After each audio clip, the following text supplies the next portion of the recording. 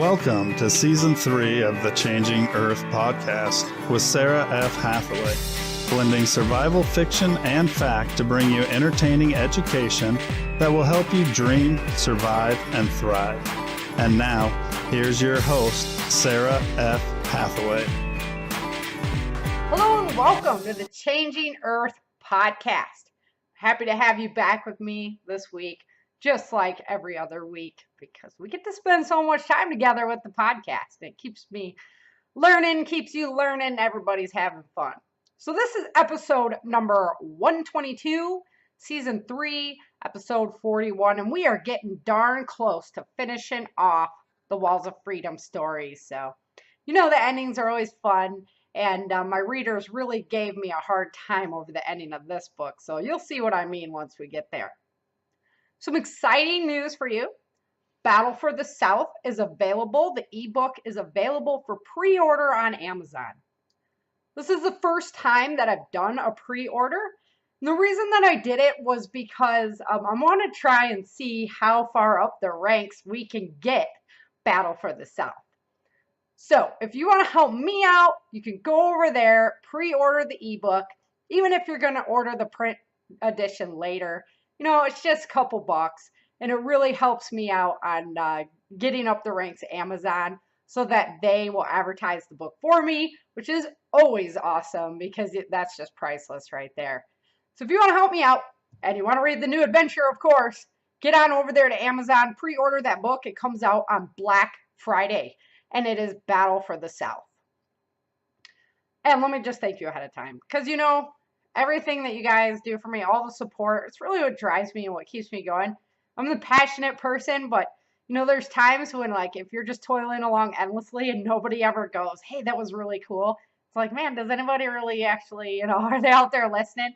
So all those little tidbits that you get me and everything I see like that, it just really makes my day and drives me on. So thank you so much. Next thing, another favor I want to ask you. I've been putting up my videos, my podcasts. I'm making them into videos for YouTube. The YouTube channel is the Changing Earth podcast channel, of course, or the Changing Earth channel. You can link through it through this blog, through my website. You can just search for it on YouTube. And I'm turning all my podcasts into some great videos over there. So if I don't have video accompaniments for the podcast, I'm putting together some really nice slideshows, and it's just bringing the information even better, you know, just popping it out there. So whether or not you're going to actually watch the videos, if you get over there and subscribe to my channel, that would really be helpful because, you know, once again, I need to get paid for what I do, and, you know, I hate to go out and, you know, I want to be able to bring you guys quality material without having to charge you for it, honestly. So if I can get my subscriber number up over there, they'll start, you know, monetizing my videos and getting them out so that, you know, everybody gets to see them. But of course, I start making some money too. So if you're an avid listener to the podcast, you're listening to me right now, go ahead on over to YouTube, search for the Changing Earth over there, and subscribe to my YouTube channel. All of you that are watching me on YouTube right now, thank you so much for already being subscribers. I really, really appreciate it. Well, on a personal note, I did my instructor test for Taekwondo to test into the instructor program. So I'm not like a certified instructor at this point. I just tested into the program. There's a lot I've got to do to get from point A to point B, but I made it with flying colors. My school is absolutely amazing, and the people there are just absolutely spectacular. You know, I'm not the most financially privileged, and you know, they made it happen for me. I was absolutely blown away. So I did a little bit of paying it forward, but you know, that was just kind of flooring. I don't know. So I always have a hard time figuring out what to do when people do really kind things for me because I'm just used to really paving my own street. So thank you to everyone who shows their support. Like I say, I'm just blessed, and I thank God, and I pray to God that I can just shed His light across our world as the same as He's shined on me. I mean, I can't thank Him enough. So, without getting too mushy, it's just a super morning and it's just a super day. And I can't wait to bring you the Walls of Freedom adventure. So today, well, let's start with last week. Last week, it was kind of this tumultuous experience for Erica as she was assaulted in the library. This was kind of their last ditch effort to silence Erica before this regional meeting. This week, they're headed off with Master Sergeant Bennett to the regional meeting, and they're just, checking out like how much has the country changed. 9 years they were in this refugee camp. So much has changed since they've been in there, and they've just been seeing these little pockets along the way, but now they get to travel into kind of where the more wealthy, upper class people, how are they living? And they just see all these cool building techniques and all these cool energy resource techniques for, power consumption and things like that. So here to talk to us today about alternate energy resources that you can utilize in an SHTF situation is Dale and Lisa Goodwin. Always a good time to have Dale and Lisa on. Just so blessed to have these people in my life. And they're doing a great job on their podcast. Absolutely love listening to the Survivalist Prepper. And if you haven't checked them out yet, you better get over to survivalistprepper.net and do so, because it'll definitely be worth your time. So without any further ado, kind of a long intro, without any further ado, let's go ahead and get into the Walls of Freedom story. Chapter 41. A few days later, they were headed with Master Sergeant Bennett and 3 other soldiers to Fargo to catch the train. One soldier was Corporal Avery's replacement from the Merc Army, but the other 2 were government soldiers appointed to escort them down to the central region. Erica jerked in her seat as the train began rolling south. She watched Master Sergeant Bennett nervously pace the floor in front of the door. One of the other soldiers was stationed outside the door, and the other 2 stood by the doors to the cabin compartment. His endless pacing continued until the train slowed as it approached the central region wall. Erica stared out the window in awe. She craned her head to see all the way to the top of the massive creations of concrete, weaved together and braced with earthquake preventative supports. The train stopped. Car by car, everyone was meticulously searched, regardless of class. Any illegal items were confiscated, and anyone without proper documentation was weeded out and thrown up against a wall. This time, Erica's car was no different. When it was their turn, they were ushered out. People against the wall were given a beating as they cheered for Vince and Erica Moore, the government defiers. Even Master Sergeant Bennett and the other soldiers guarding them were searched, and their weapons checked for proper issuance serial numbers. Erica stood with her hands up as the soldier patted her down and groped her privates for hidden items. "That's my wife," Vince gestured to the soldier, not pleased with the way he was touching her. "Stow it, citizen," he said firmly, grabbing Vince's junk firmly to make sure he wasn't concealing anything. "It's nothing personal," the soldier said, winking at him. "I would say that's pretty damn personal," Vince contested. The soldier paused for a moment, becoming intolerant of his insubordination. "Here are their travel papers," Master Sergeant Bennett said, diverting the soldier's attention. "I know exactly who these landowners are," he commented. "No better than refugee scum. Maybe they should have stayed in the desert." Vince had turned back to look at the soldier, infuriated by his comment. Master Sergeant Bennett positioned himself between the 2 men. "Would you like to explain to the federal governing board why the Moors did not arrive, soldier?" the Master Sergeant asked the man. "Maybe it would save the governing board some time," the soldier jested. "You're clean. Get back on the train." "Sir." The soldier glared at Vince. Getting back on the train didn't ease the tension at all. As the train slowly rolled through the gate, Erica saw it was 2 huge walls they passed in between. The space in the middle was occupied by tanks on patrol, ready to be deployed into the neighboring region. The second gate opened and the train rolled into the central region countryside. Master Sergeant Bennett's pacing slowed as they rolled on for the rest of the day, traversing the former state of Iowa. Vince held Erica's hand tightly as they watched massively beautiful farms and estates spread out everywhere. After a quiet night of rocking as the train clunked along, they arrived in Missouri. The new capital city was built on the ruins of Kansas City. Feeling the pace of the train slow, Erica saw another huge wall that stretched out in the shape of a ring as far as the eye could see. The passengers were ushered out to be searched again before they were allowed into the capital city. This time, canine units searched the cars while the passengers lined up outside. One by one, they went down the line until it was Erica and Vince's turn. Erica looked nervously at Vince, dreading the event. The disdain of the last soldier's voice was still ringing in her ears. "Good for you guys," the soldier searching Vince whispered to him. "It's about time someone took a stand," he said, moving over to search Erica. She had heard what the man had said and smiled at Vince. Back in the train they went. It entered the walled area into a gigantic region that looked flat as the prairie side except for one huge glass dome in the very center. "Look, they're like giant bowls," Vince commented, with his face pressed to the window. Looking carefully, Erica realized the area wasn't actually flat. She gasped at the huge half spears dug into the ground. Buildings stacked on top of one another lined the edges all the way down to a park area in the middle. The first bowl stretched out for miles and ended where the next one began. The train stopped at the middle of the next bowl.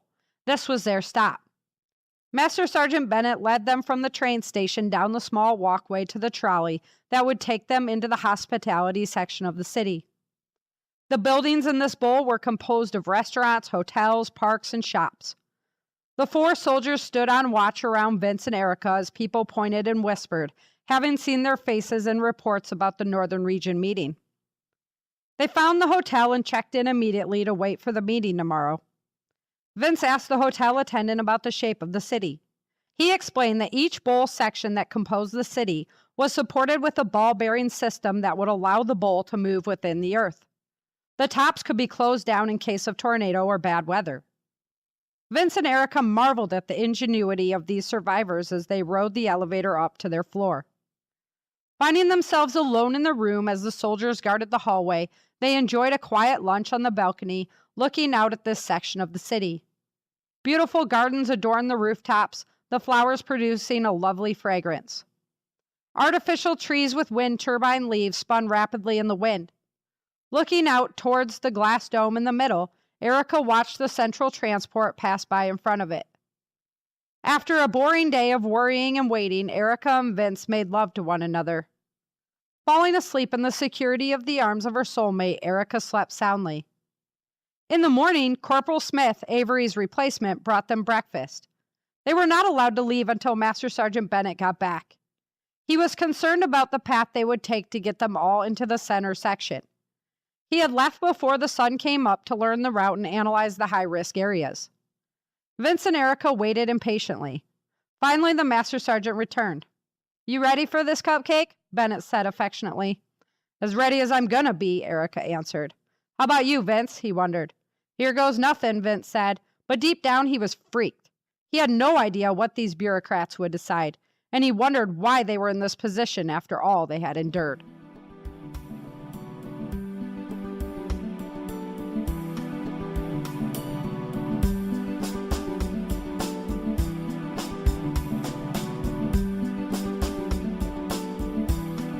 Team makes it to the hotel safely, and this city is absolutely incredible. They've had 9 years to rebuild a capital city for the United States of America, and it is absolutely gorgeous.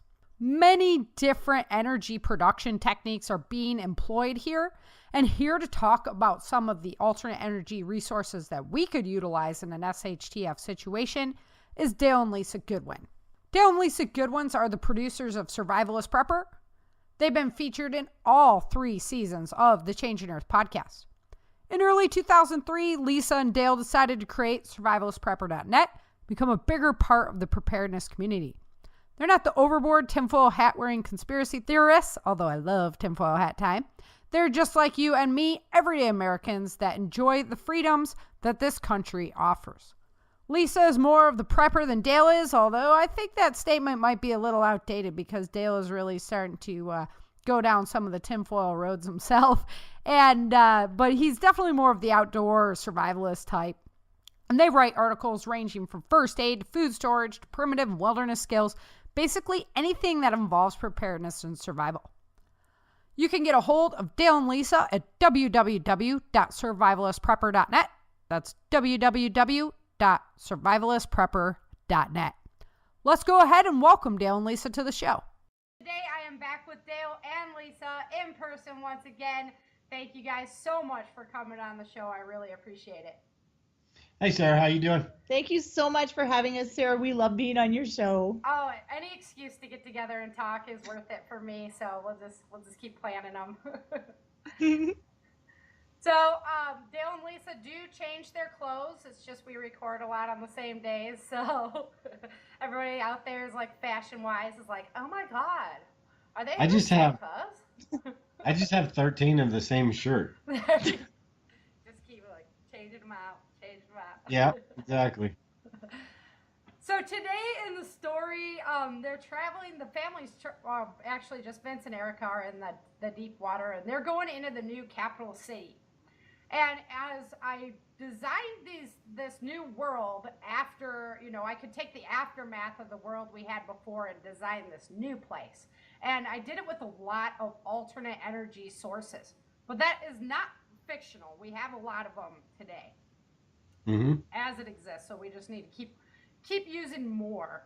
So what are some examples of some really great energy production methods we can deploy in an SHTF situation? Well, I think the first thing we need to think about before we even kind of going in that direction is how much you want and how much you're going to be able to have, because regardless of what we do, unless we're like, have a whole bunch of money, you're not going to be able to get the power that you have that you use on a daily basis right now. It's just not going to happen. So we need to think about what it is we want to be able to keep on. Say if it's just the refrigerator for a couple hours a day to keep the food cold, if it's a couple lights, if it's heat. So we need to think about that and not think about it in a, okay, how am I going to keep my TV on, my refrigerator, all this stuff going. I need to get, a solar battery bank or something like that to maintain my life just the way it is right now. And it's just not going to happen. So you've got to... You'd probably be a huge beacon of destruction if you weren't capable of maintaining it, right? You have a lot of visitors. Yeah. You have a lot of people want to come over and be your buddy. So I'm glad you brought that up, though, Dale, because, I talk with a lot of homesteaders. It's what we do, and we take out a lot of meat. And the meat goes in the freezer. And a lot of us are running like 4 freezers at a time when we're on, peak supply, when you just take animals out and now you have all this product stored up. And it's like, I'm like, guys, power goes out, freezers go down. How much can you stick in a can? How fast? Yeah, how much can you eat? And how screwed are you going to be in a month or a week? Not only that, because then if you're like trying to can it and you're going to use a pressure canner and you're relying on your stove, well, your stove's not going to work. So you can't do the pressure canning. Unless you have propane. We have propane. So True. Our stove does work, but the propane, that's a finite thing as well. Yeah, exactly. And that kind of leads to my second point, actually, is the types of fuel, because regardless whether you're thinking solar, that everything, to get energy, you need some sort of fuel, whether that is the propane, whether that's wood, whether it's you got a crank radio and you're cranking it. That's right.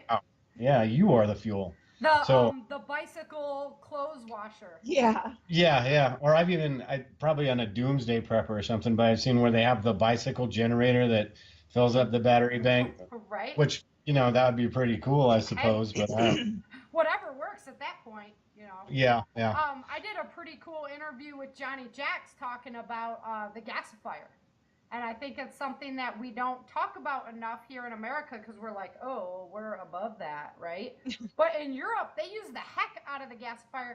They even had a Volvo car that had a trailer with the gasifier on it. They're burning wood to move themselves down the street, Yeah. So that is a viable option to keeping a gas generator running, would be to hook it to a gasifier.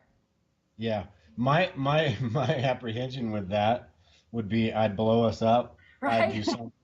I was So just gonna say the kaboom factor. yeah. Yeah. So And with my chicken wife, that's a no go right there. Because she'd be like, oh my god, what are you doing? So Johnny was Walk. like, Let's just put a walk. berm up. You could put a berm in between like your house Yeah. and the gasifier, and that way, if you did have an accident, it's not like blowing a quarter of your house off or anything True. like that. So. True. If you look out the window and see a mushroom cloud, you know I'm gone. I know that you shouldn't have had a gasifier. Yeah, should have walked. I told him we But- should have walked. Yeah, but I don't know. I just don't think people give it enough credit, and it's definitely a viable option. Yeah. For power. I just don't know enough about it. It's one of those things you'd have to learn. But if I think if more people did, yeah, as Americans, we're kind of spoiled. We go to the gas station, we get tanks of propane, we can do this. It's just how we do it. So. Yeah. But yeah. even our propane tanks, they don't sit right next to our house. They're Mhm. like out with the pipes running in. It's not Yeah. like, hey, we're gonna throw the propane tank right next to the house. Wildfires, those things kaboom. Yeah. Yeah, no kidding. And we don't have one of the big ones here. We have natural gas. Yeah, we're fortunate enough that we actually have natural gas in our neighborhood. We're one of the only neighborhoods like out where we live that has natural gas, but everybody else has propane. And I've even seen people at work look at, because one of my coworkers, she lives further out, so she's got a huge propane tank that's how they heat their house. Right. And people look at her like, you use propane to heat your house? Like, and they're picturing like a gas barbecue grill. Yeah, that kind of propane. Yeah, and right. No, people actually use propane to heat their house. We use propane to heat our house, and it is freaking expensive in the wintertime. Right. That's why we cut a lot of firewood.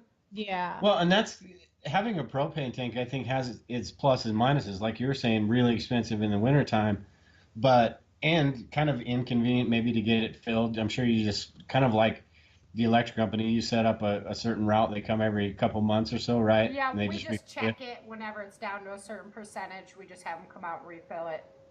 So, yeah, but if something happened, there was some sort of SHTF event, that's a lot of fuel that you have stored right there that a lot of other people don't. Maybe in your neighborhood they probably would, but of course, if you got this big giant propane tank sitting in your backyard, you are a little bit of a target as well. So.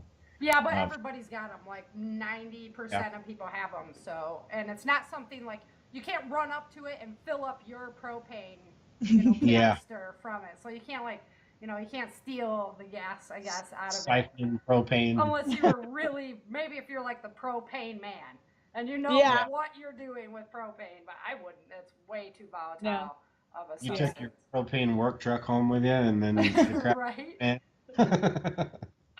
I wouldn't want to drive that truck to begin with, I don't think. Driving a bomb around. Yeah, driving a bomb. Hazard pay. But kind of along those same lines, too, is, you've got the kerosene heaters and stuff like that where that would be something that's shorter term, but all of that, the alternative energy stuff, you're going to have to figure out a way to get light because once it becomes dark, you're kind of hosed at that point. You need to be either stay warm. I think staying warm is a lot more important than staying cool, but there are some places where you need to figure out ways to stay cool too. If you're elderly, you live in Arizona, well, you don't have to. I'm talking like literally life and death, people maybe in their 90s and they need to, maintain that temperature. Otherwise they cause all sorts of other issues. Yeah, even people that are on medications, like you're on medication that's a diuretic, and now it's 100+ degrees, so you're sweating, you're taking this medication. We have so many cases of severe dehydration when that happens. Yeah. And there's even elderly folks that need they need their oxygens, that they need the electricity in their homes. Yeah, unfortunately, that would probably be a big problem. Yeah. Well, 1 second after was really kind of the book that laid that out pretty clearly. He wrote all about the nursing home, and everybody was like, I'm going to take care of my family. And now here's all these people just wandering around with their diapers and... Right? Yeah. It was really horrifying. I was like, wow. I'll tell you That's a bad visual in my head. I'll tell you a bunch from of old folks experience. walking around in diapers. It sucking down knees. It does not. It does not take that long for those little old people in the nursing home to go walking around. It does not take an Yeah. SHTF scenario to have Got it. 26 little old people with dementia and stuff walking around. That's an all types of different. I tell you from real experience. Yeah. Well, at least they've lived their life, so they probably they're like, Whatever. It's cool. They don't even know. We're not. They don't even know. well, and kind of along those, if you're like a single person, say you have a mother or a family member that has, what is it, the CPAP machine? No, the oxygen concentrator. Oxygen concentrator, yeah. The CPAP machine too, though, because that takes electricity. And there's, things in a natural disaster type situation, it could be something as easy as a power inverter that you just hook up to your car, basically. Now, again, it's along the same lines of you need to know how much power you're using and how much power you need. Right. I think the average car battery, I think, is about 1,000 watts of energy you can get, and the conversions and what you would need, that's kind of a little bit complicated, but it's not going to, like I said, you can't just plug an extension cord that's got 15 different outlets on it, plug it into your car. Yeah, you're gonna, first of all, you're gonna kill your battery, or you're just gonna fry a bunch of stuff. So, but something like that, I think everybody should have a power inverter, like 600-700 watt power inverter, because it's super simple to plug. You hook it up to your car like jumper cables, basically, and then you can plug an extension cord into it. You could run your refrigerator a couple hours a day if we're talking natural disaster here, Right. And not the most efficient either. You wouldn't want your car running all day, because I think it takes about a third a gallon of gas per hour to run your car just idling. So, not very efficient. But, as far as it goes, right? But if you needed to get your refrigerator on to keep that food cool for a couple days, that's something you could run for an hour a day. If you needed lights or stuff like that. If it's really localized and you have one of those little Wi-Fi hotspots, say just your neighborhood or whatever, you don't have internet, you don't have any stuff like that, you can plug that in, get that power from your car for a little bit to find out what the hell is going on around you. Or, get on the internet if you need to find out if, say, you've got kids that are out of the area, make sure they're okay. Right. So a power inverter, plus the fact if you're out on the road or whatever, it's just good to have something where you can take that DC power and use it for AC current. Yeah, we do the Rubicon run, which is, 4-wheel drive trail that goes up into Lake Tahoe. It's called the Rubicon. It's a pretty famous trail. But if your Jeep breaks down, right? So here comes the mechanic Jeep, and he comes up, and he's got like the margarita blender going on, like everything. You're just like, woo, hanging. So pretty cool that you could do that, and you could use it a lot when you're camping and stuff like that. So at least it would, it's not something that we invest in and go, oh, well, when doomsday happens, at least I'll have it. It's something that you could actually make practical use of. Yeah. Just and everybody's got like the car lighters, and you can put the USB things in the car lighters, but those are only so much as well. So you wouldn't want to put one of those and then try to turn on say you got a small TV, you want to keep your kids busy in the back. You don't want to plug that into a lighter. Unless, like my truck, my Ford has the AC, that little inverter in it. You could, a small TV, nothing, well, you could, big TV in the back seat anyway. But, PlayStation, everything. Yeah, hooking stuff up. And then, like, you go to leave and your battery's just fried. You're like, darn you, kids. Yeah. And kind of along, I'll try to explain this in English. Is you're talking about how much one can get, and with that it goes in more. But a cool example I have here, and I've got this article at survivalsprepper.net. It means our internet's being funky. That's right. Okay. Yeah, it was a little hiccup. Yeah. Okay. But I have this article at survivalsprepper.net. If you go to survivalsprepper.net/solargen, and it explains the solar generator that I made, and it's basically just a little solar panel which goes to a charge controller, which goes to, and the charge controller is just to make sure that you're not putting too much energy into the battery. But then it just the battery. But as far as the trying to figure out what you need, if you have, say, a 20-volt light bulb that's running for hours, or 20 watt. That's what I said, right? I think it's I a don't 20 know. volt. That's what we 20 heard. watt. That's what we heard. Yeah. See, I'm already confused. A 20 watt light bulb that runs for 5 hours, that's like 100 watts. So to figure that out, you've got the 12 volt battery. So you'd want to take that 100 watts divided by 12, and that gives you 8.33, a little bit over 8 amp hours of energy. So you can tell if you've got a 100 amp hour battery, 5 hours of running one light bulb is going to take away 8 from that. So that would be, what, 70, 82? I don't know. I think so. No, Yeah. 8, 92. 92. My goodness, can't even do math. Where's my calculator?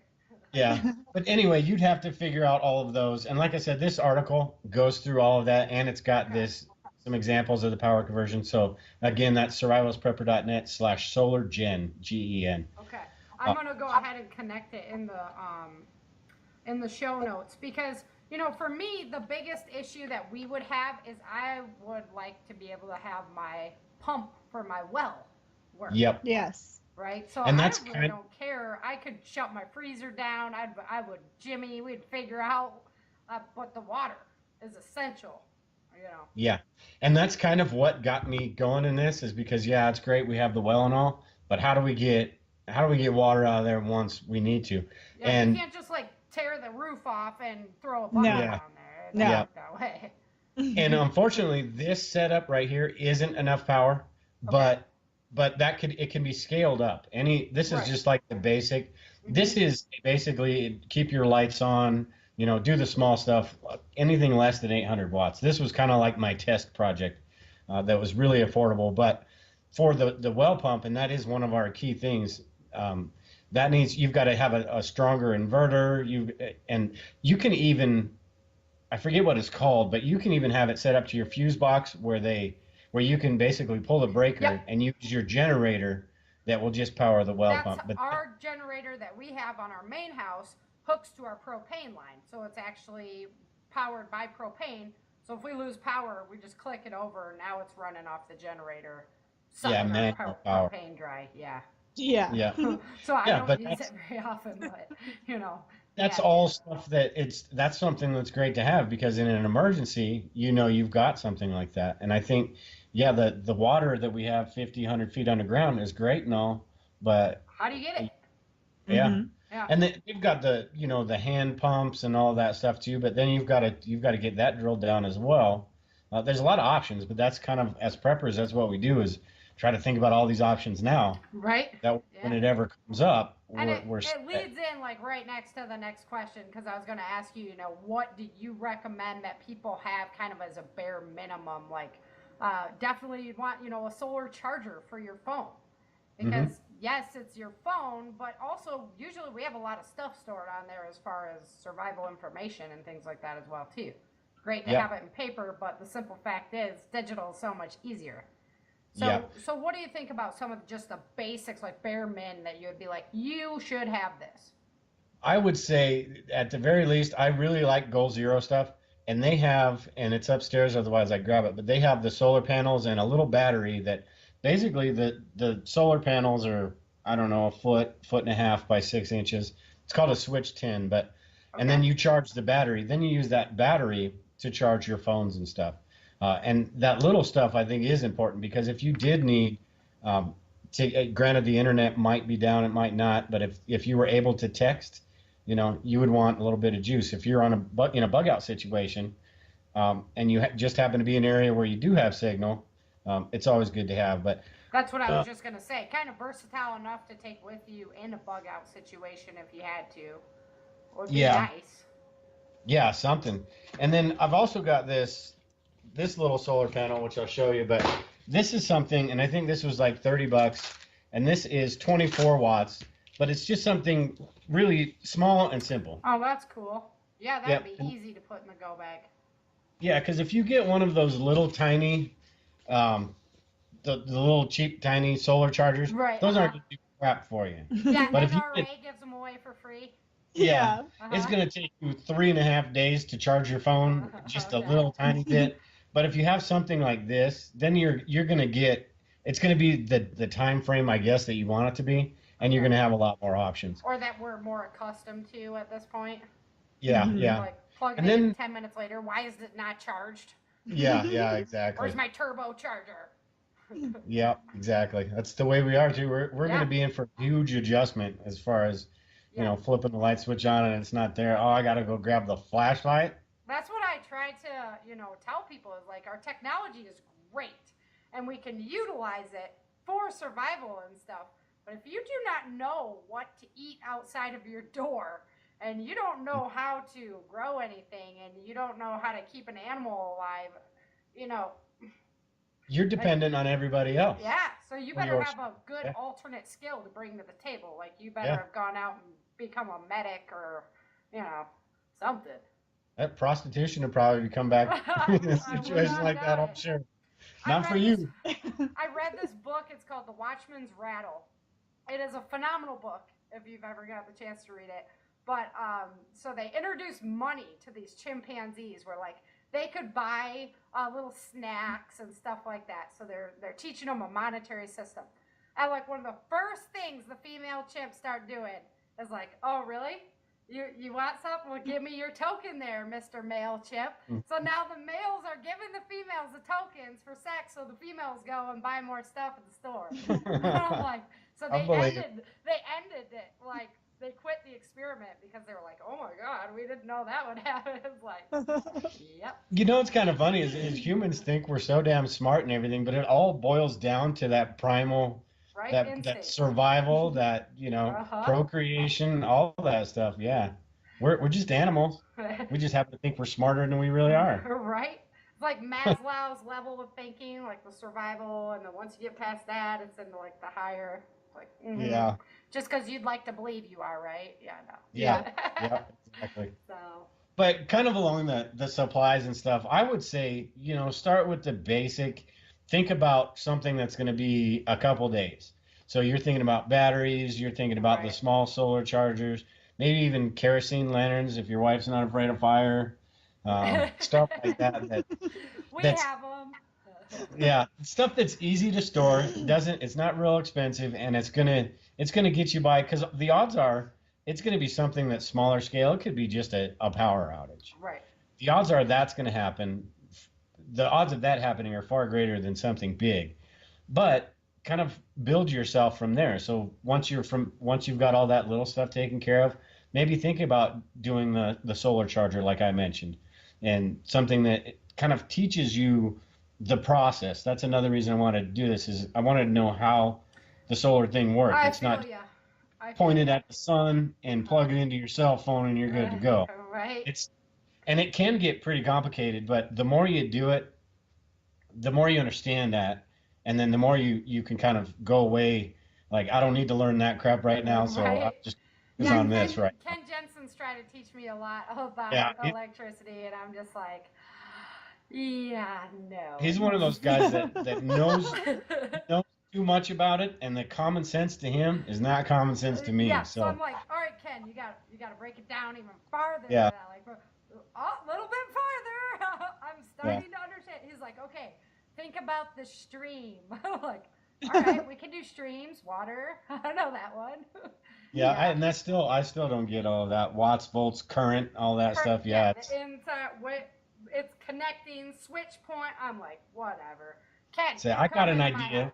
You just come join my prepper group. Right? You do all that crap. Yeah. Well, luckily, my husband's brother and my brother are pretty, electricity knowledgeable. So if they're in the areas, we could be like, all right, we got something to feed you as long as you figure out our power system. I gotta go hunt. Why don't you guys set this crap up while I'm gone? Right, exactly. Okay, so how difficult is it to maintain solar panels and things like that? Like your panels, obviously they can't get dirty. How difficult is it to keep this stuff running and maintain it? Well, when you're talking about large scale stuff like outdoors, that stuff is built to kind of withstand all the elements and all that stuff. When you're talking about something small like my little generator, you do need to make sure that there's power going to that battery, because if there's not, that battery will slowly drain and that'll ruin it. Yep. So that means you need to have that solar panel set up somewhere, and you don't want to have to go out every day and put your solar panel out to charge up your battery. Yeah. So what I did was I've got it set up where I've got the battery in my garage and the solar panel's just stuck in a window. Now Okay. it's not getting a lot of light like all day long, but it's But getting enough to where kind it of keeps like a it. trickle charger. Yeah, yeah, exactly. And the same thing with, the larger scale stuff. You would have a battery bank set up. Excuse me. You would have a battery bank set up and you would have that charge controller that basically tells it, the battery's full. You don't want to overcharge it and ruin the batteries. Oh, right, right. Yeah, Ken was So, telling me about that too. That you can over supply the power and wreck yeah, stuff that way. And I'm like, what? So he's like, oh yeah. wow, you got to use So, this thing to like taper your current. I'm like, oh jeez, yeah, okay. when I I don't know. when I first started reading about all this stuff, I was like, "Oh man, do I want to do this?" Right. But actually, it really does start to make sense. And that's in this article I wrote. I tried to, as much as possible, break it down and make it easy. But Yeah. yeah, it can get complicated. But learn the small stuff first. Learn the stuff you need to learn, and then you can build up, and then you can figure out, hey, I need to keep this, like you were talking about. I need to keep some kind of energy flowing to it so I don't kill the battery. There's different, a regular car battery is not going to work. Well, it will work, but it won't work long term. You would want like a deep cycle marine battery, something Okay. that's built to be drained and then refilled. And kind of along the same lines as that, like I said, this stuff gets pretty. There's, you can get into the weeds with this, but just because you have an 100 amp hour battery doesn't mean you want to use 100 amp hours of energy because you're killing the battery. Most batteries are meant to Okay. be drained a certain amount and then refilled. So if you've got the deep cycle, then it basically you can drain it all the way and then refill it. What your goal should be though is to kind of keep it even so you're not going to kill your stuff. But it's pretty complicated, especially when you're talking about the more high voltage stuff that you want to do. Say you've got power drills and you want to build something and after the grid's down and everything, that's going to take a whole bunch of energy. To charge Uh, batteries. yeah, yeah, Yeah. And just to see, what keep I the. find scary is how much we absolutely rely upon our power sources Mm-hmm. and how difficult this is, and like how many people don't have any kind of understanding of it. They're like, oh, call the electrician. So, Yeah. well, that might be one Well, hell of a skill to develop. yeah, You know, yeah, no kidding. you If don't want you to can, forage. Yeah. if you know how to set up little alternative energy things like this, that could be hydro, that could be water turbines, that could be solar. I think in an SHTF event, if you know how to do this stuff, you're invaluable, Well, yeah, and because people are going to be searching you out. if you Yeah. get them their power back, they'll be like, Yeah, "What?" they'll be feeding you. Yeah, you'll be Right. the new dad. Yep. The But power there is, bringer. Yeah. yeah, there is a lot that goes into it though, but it is something we need to think about from the very basics all the way up to, hey, what if this does last a month Right. and all my batteries are dead, Yeah, getting and I and stuff. found it listening to you guys in your show and thinking about the huge transformers. And then Yeah. like we don't even make them here, and we don't even have them like backup supply. And hello, I Yeah, mean, I forget where they make them, but it's They're overseas, yeah, right? yeah, it is. I think it's Germany or Japan or somewhere like that, but it's crazy how we just kind of take it for granted, and don't make I don't enemies of understand. that country. Yeah. Yeah, yeah. And it's like, what I just don't understand. We know that how vulnerable it is. We know how vulnerable the whole entire electrical grid is. Yet we don't have, the parts Like that some, we need yeah, stockpiled. It's like, seriously, you guys have all these other things stockpiled, like missiles and body nuclear weapons, body bags, bags. coffins, Yeah, but you don't have the necessary components to keep the power grid up. Stopped. The way I think of it is you got $1 million, you're going to put it in a bank. It's going to be safe. The bank's going to have big giant walls and safes to put it in and all that stuff. So with the power grid, the the repercussions that could come from the grid failing are just, They're huge. yeah, it's literally life and death for 90% of the people. yeah. And for us, for these companies to be there, all these separate companies to be like, yeah, Yeah. we're okay. We're okay. You guys I will just figure it out. Come on. Yeah. now. I think it's just it's one of those. It could be a huge issue, and it Ticking concerns time me a bomb. lot. Yeah. Yeah, well, the food Because just, everybody's it travels reactionary. so far to get people fed in the cities and stuff. I mean, it's just the reality Mhm. is, you know, And a lot of people in We're the city, dependent on. they go and buy their food and eat dinner. You know, they don't even have Yep. their food supply at their own house. Hey, they get it on their way home from work after they stop by the gas station, fill it up, stop by the ATM to get $20. Grab All my that dinner. stuff's gone. Yeah. Everything we do. You get home, you get on the internet, you check your, whatever you're checking, your bank account or whatever, pop on your favorite TV show, it's all gone. Yep. The food's not getting to the grocery store anymore. Yeah. Nothing's happening. LA is on a 1-day food supply. They're Oh, literally really? like the steak is bought and goes out. They order one more steak to bring back in. It's one day that they've gotten it that tight. That's just, and so then that means in a disaster like this or a great grid event goes down, it's 1 hour. Yeah. Yeah. I mean, 10 minutes. Yeah. People went Yeah, crazy. probably 10 minutes. Yeah. Yeah. And it would all be But gone. but then they can't use their debit cards, and then they can't use their EBT cards. Oh, and that's all I have is nobody's got cash anymore. So. No. Yeah, 0 people. I mean, we do because we're preppers, so we're always like carry a little bit of cash. Keeps me But square. Yeah. Not near enough for anything, say, most people anyway. We don't. I shouldn't say nobody does, but for something that lasted a month or so. Yeah. No. But we'd have enough, and I don't think, if something had lasted a month, I don't think we'd have to worry about it all that much because a whole bunch of people would be dead by then. Right. By the end of the month, and your money would probably be worthless by the end of the month.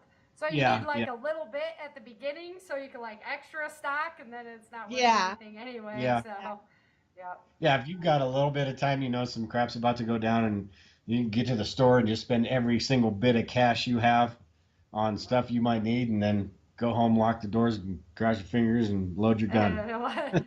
Basically. So, in your opinion, you'd go solar. Solar is the choice for. It's just the easiest, and the sun is everywhere. Mm-hmm. Whereas if you live by a river, say it's got a waterfall or something, Fair enough. that might be the best choice for you. Yeah. Out here is pretty open. There's a lot of wind. That would be a decent choice.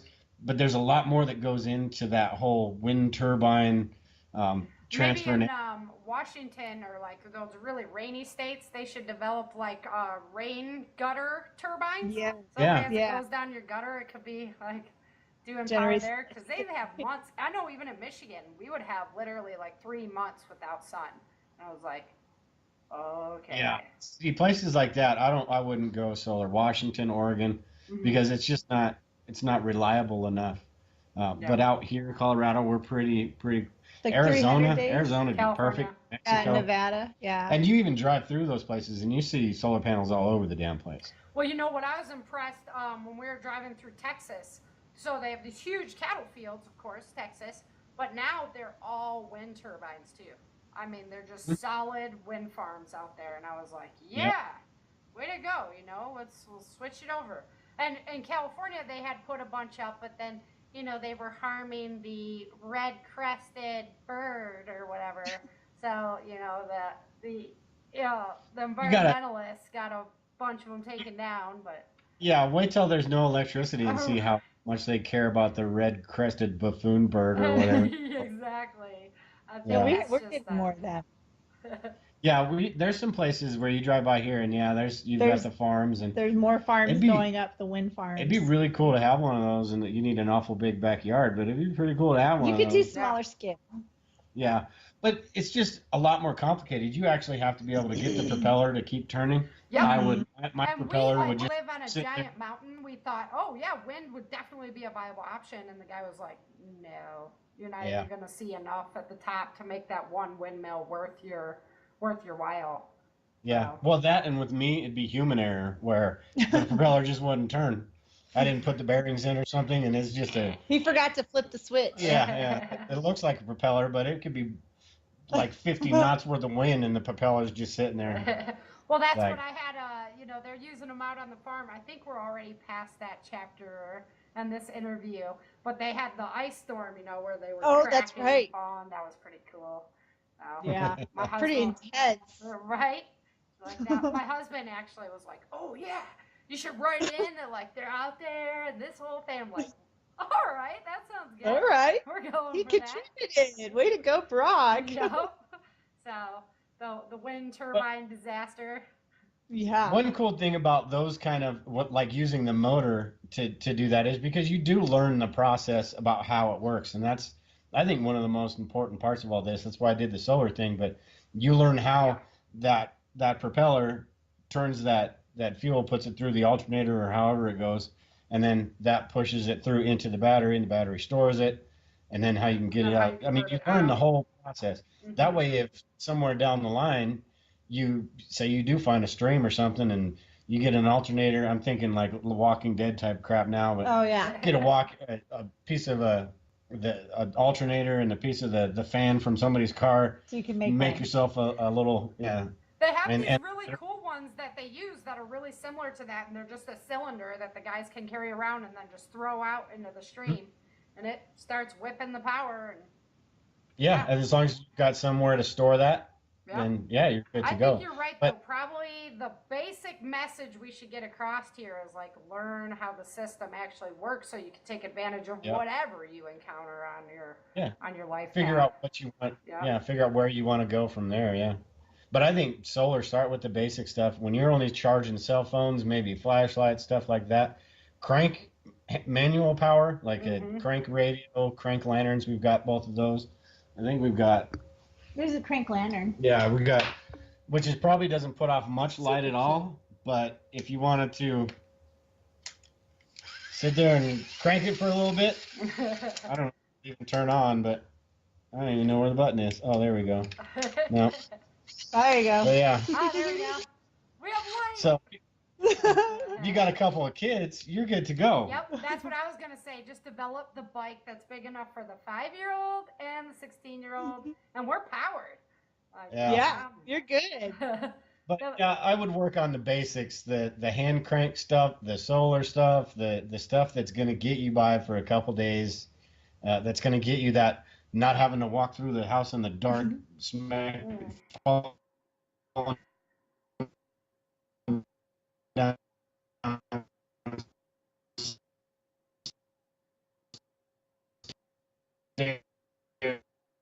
stuff like that.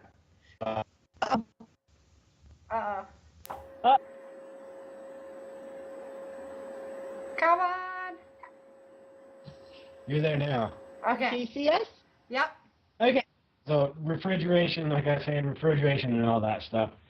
Get the food. You don't have to worry about that. Get the little light. Get some. Think about the things you're going to need, depending on where you live. Is it going to be cold? How are you going to eat? How are food versus Yep. How are you going to protect yourself if it does get to the point where there are going to be people that are coming after you? If it's something that's short term or localized, I don't think that's a huge deal. Those solar but if spotlights are pretty darn nice. I've heard you talking about them, Lisa, and I really like the solar spotlights as well. They work really good out here because we don't have to feed power out to them. Right. That's the little, like the one we have on the front porch. Yeah, those are really convenient. Yeah, because basically just put it up. yeah, and they have a lot of light. Yep. And they don't turn on unless the sensor's tripped, so you're not wasting a lot of energy or anything like that. So I've cut the one we hair in my yard many times because of those little spotlights. I'm like, Yeah. I see you out there. You're done. Get out of here. And what's cool about, I'm not sure if yours is like that, but what's cool about the one we have, I just dropped my ring. What's cool about the one we have, come on, Lisa, we're doing a show here. Love it. What's cool about the one we have is you could actually unattach it from the wall and carry it around like a flashlight. So it's those are cool. Just all that little stuff that you can kind of put together now that's low cost, kind of get it here, get it there, and pretty soon you've got enough stuff that, you're almost looking, like some of us are almost looking hoping for a power outage, real short term. Right. So you can So use we your can stuff. practice. Yeah. That's what we lost Okay, power the other day. I'm like, okay, power out checklist. What do Yeah. we need to make sure is done? And my boys are just like, what? Like, Then a nobody day and a half opens the freezer. later, you're going, okay, I'm done. Time for the power to come back on. Right, exactly. You're hoping you didn't just jinx yourself. Not even that. It was like 3 hours. We had played board games. We'd done all this stuff. The house is getting hotter and hotter. No fans. I'm like, all right, this sucks. Where's my power at? You're like, all right, I'm ready for civilization again. Yes. Let us re-enter civilization. It is one of those be careful what you wish for, because you in the beginning you'd be like, cool, I can use my little solar charger or whatever, and then 4 days later you're going, this piece of crap is not going to cut it. I hate this Gotta figure stuff. If something I out. have to crank this thing one more time. Yeah, end up looking like Popeye. You got your arm like that.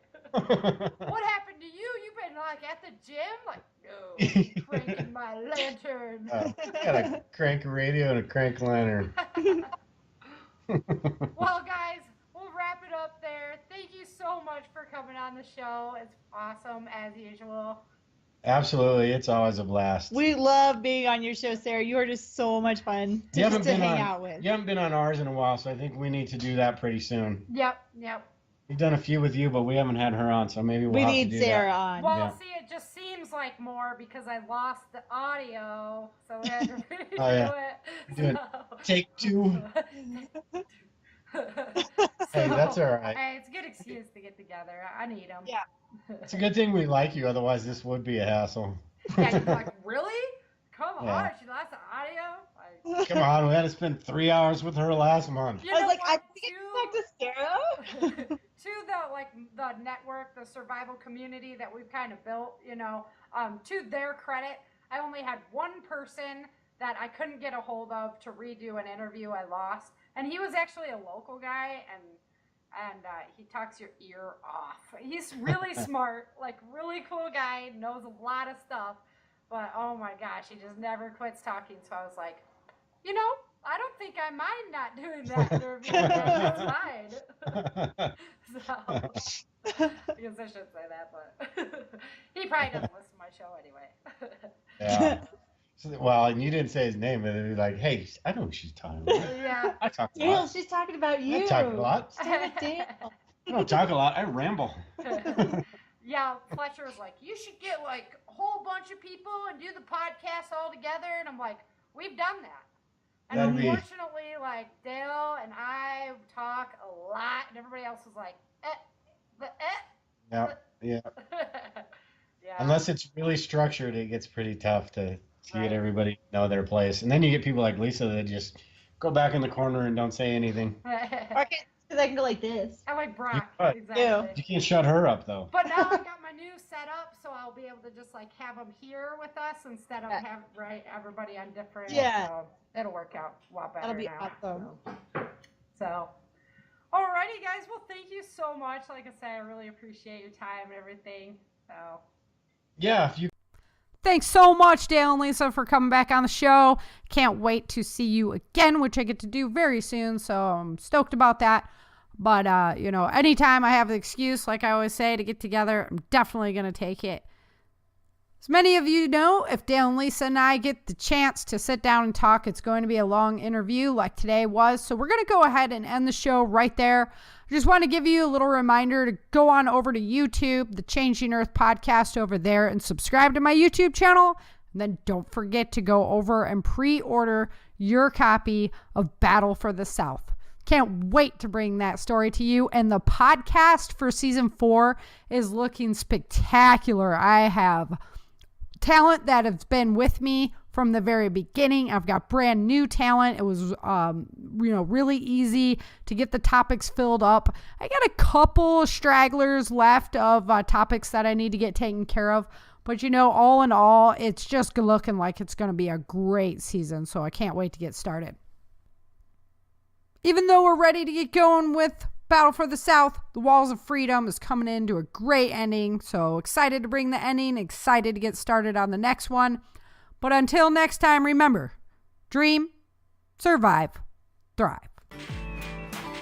Thank you for joining Sara for this episode of the Changing Earth podcast.